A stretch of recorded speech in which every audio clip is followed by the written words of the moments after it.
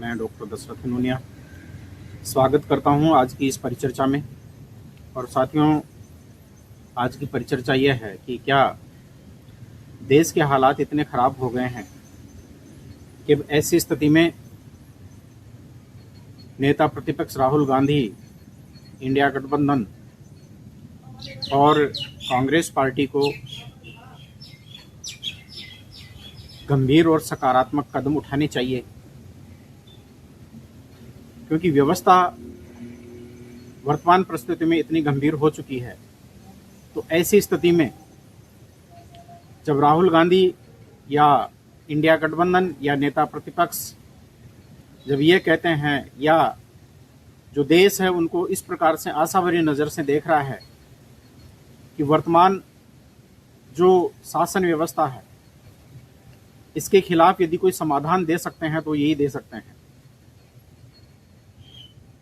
तो ऐसी स्थिति में इनकी जिम्मेदारी और ज़्यादा बढ़ जाती है। और जिम्मेदारी केवल इसलिए नहीं बढ़ जाती है, बल्कि इसलिए भी बढ़ जाती है कि विपक्ष के रूप में संवैधानिक रूप से अभी वर्तमान में जनता ने उनको जिम्मेदारी सौंप रखी है।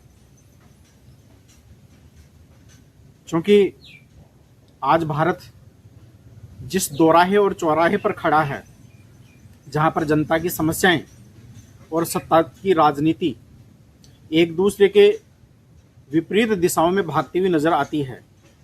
विकास, धर्म, सेना, क्रिकेट, हर चीज को अब राजनीतिक लाभ के लिए इस्तेमाल किया जा रहा है। दूसरी ओर देश के कोने कोने से जनता की आवाज को अनसुना किया जा रहा है और उसको दबाया जा रहा है। तो ऐसी स्थिति में ये सोचने योग्य बिंदु नहीं है। हालांकि अभी राहुल गांधी विदेश में गए हुए हैं। विदेश में जाना नहीं जाना ये उनका व्यक्तिगत फैसला हो सकता है, उनका पार्टी स्तर का फैसला हो सकता है। लेकिन देश में जब लोग विभिन्न समस्याओं के संदर्भ में जब उनकी ओर देख रहे हैं तो ऐसी स्थिति में उनको यहाँ पर नहीं रहना चाहिए। इसके साथ साथ में मैं कुछ बातें हैं, जैसे बिहार में पुल गिरता, गुजरात में पुल गिरता है, कोई सांसद जो है वहां पर जांच पड़ताल करने के लिए नहीं जाते। किसी प्रकार से जो है कोई यानी कि एक तरह से उनके ऊपर एक्शन नहीं होता।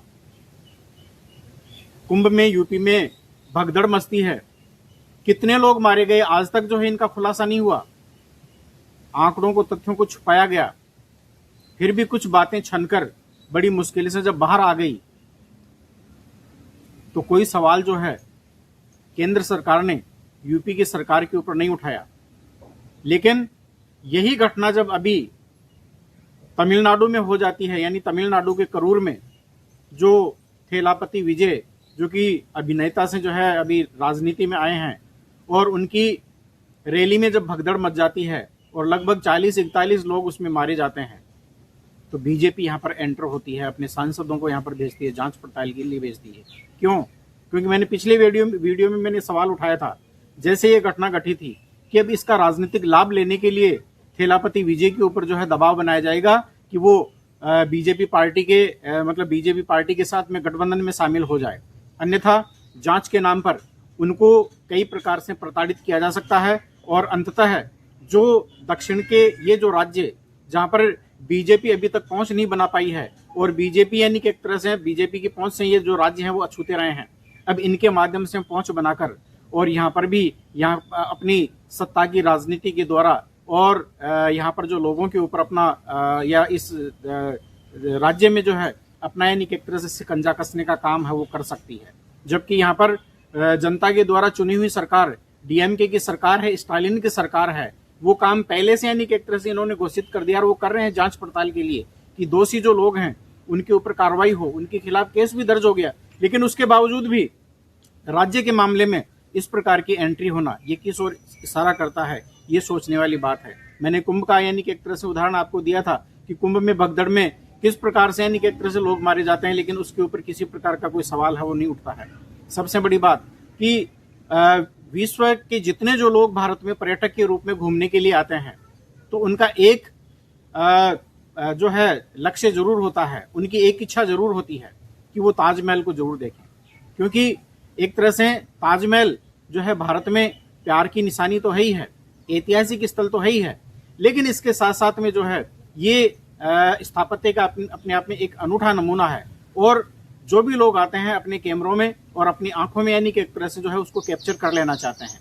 लेकिन अब ताजमहल भी जो है ये बीजेपी और आरएसएस की गंदी राजनीति की जो भेंट है वो चढ़ चुका है। अब यहाँ पर जिस प्रकार से यानी कि एक तरह से परेश रावल जैसे एक दिग्गज नेता से ये उम्मीद नहीं थी, ताजमहल के ऊपर जिस प्रकार से फिल्म बनाई जा रही है और जब इसका इम्पैक्ट जब जनमानस में पड़ता है और एक गलत छवि जब पेश होती है और ये कहा जाता है कि ये प्राचीन समय में मंदिर था। आपने जो राम मंदिर और बाबरी मस्जिद का जो हश्र है वो देख ही लिया। इसी प्रकार से ज्ञान व्यापित मस्जिद का मामला ही है और ये ताजमहल का जो मामला है ये किस प्रकार से यानी कि एक तरह से जो है इसको फैलाया जा रहा है। तो देश में जिस प्रकार से रायता फैलाए जा रहे हैं, ये जो इशारे हैं वो देश के आने वाली उस भयावह स्थिति की ओर संकेत करता है। क्या हमें या जनता को जो है ये इसका इंतजार करना चाहिए कि देश के हालात इतने खराब हो जाए कि कोई वर्ग है वो बाहर नहीं निकल पाए?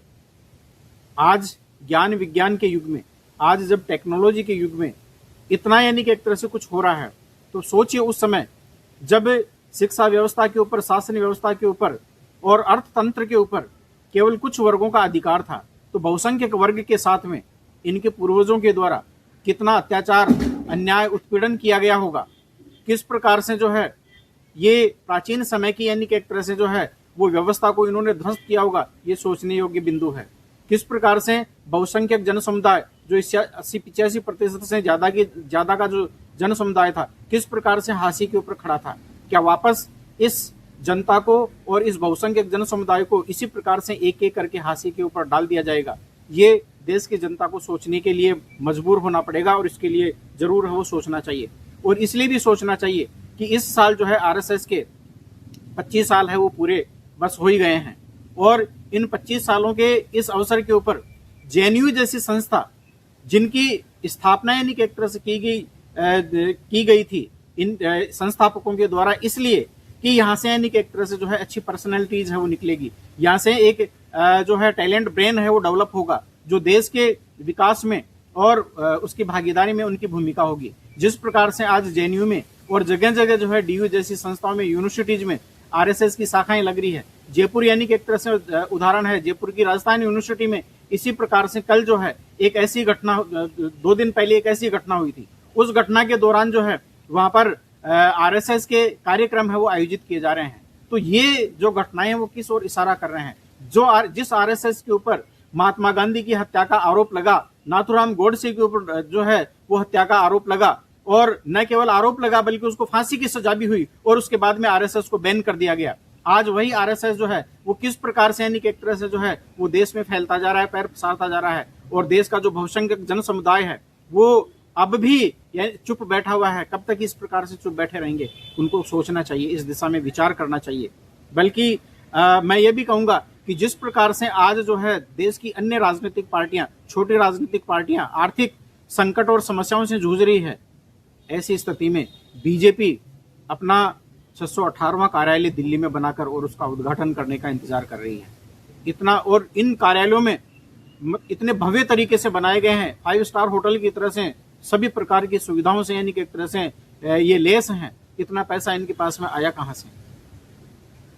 ये देश की जनता के लिए सोचने विषय है। और साथ ही साथ जब विपक्ष के रूप में जो है देश की जनता इंडिया गठबंधन की ओर देख रही है, तो जरूर यानी कि एक तरह से जो है इसके ऊपर विचार है वो करना चाहिए। इतना ही नहीं बल्कि मैं ये भी कहूंगा कि देश की अन्य जो छोटी राजनीतिक पार्टियां हैं, उन राजनीतिक पार्टियों को भी जो है इंडिया गठबंधन के द्वारा दरकिनार नहीं करना चाहिए, उनको साथ में लेना चाहिए। और जो इंटेलेक्चुअल जो पर्सनैलिटीज हैं, धीमान विजय मानकर साहब जैसे यानी कि एक तरह से जो लोग हैं, उनको शामिल करना चाहिए इंडिया गठबंधन के लिए और उनका जो योगदान है वो इस देश के लिए बहुत महत्वपूर्ण हो सकता है। इस दिशा में भी विचार है वो जरूर है वो करना चाहिए। ऐसे बहुत सारे मुद्दे हैं जिनके ऊपर मुझे लगता था कि चर्चा है वो करनी चाहिए। तो मैं देश की जनता से, साथ ही साथ कांग्रेस और इंडिया गठबंधन, इनसे भी ये अपील करना चाहता हूं कि यदि आज जो लोग अपने राजनीतिक स्वार्थों को सिद्ध करने के लिए लगे हुए हैं, वो उनका मकसद है वो करेंगे, लेकिन यदि आप चुप हैं और यदि आप कर सकते हैं, यदि नहीं कर रहे हैं, तो उनके बजाय सबसे ज्यादा दोषी हैं वो आप हैं। इसके ऊपर जरूर विचार करना चाहिए। बहुत बहुत धन्यवाद साथियों हमसे जुड़ने के लिए। यदि आपको वीडियो पसंद आया है तो आप इसे लाइक करें, चैनल को सब्सक्राइब करें और इसके साथ साथ संविधान, सत्य, विज्ञान, मानवता, मानवाधिकार, अंतर्राष्ट्रीय कानून, कॉस्ट्यूम ह्यूमनिज्म और अम्बेडकरिज्म, इक्वलिटी, लिबर्टी, फ्रेटर्निटी और जस्टिस और ज्ञान, विज्ञान, मानवता में विश्वास करते हैं तो अम्बेडकर पार्टी ऑफ इंडिया से जुड़ें और जुड़ें हमसे। जिस रूप में भी आप पार्टी को मदद दे सकते हैं तन मन धन से आप देने का प्रयास करें। डिस्क्रिप्शन में हमारा लिंक अवेलेबल है। बहुत बहुत धन्यवाद।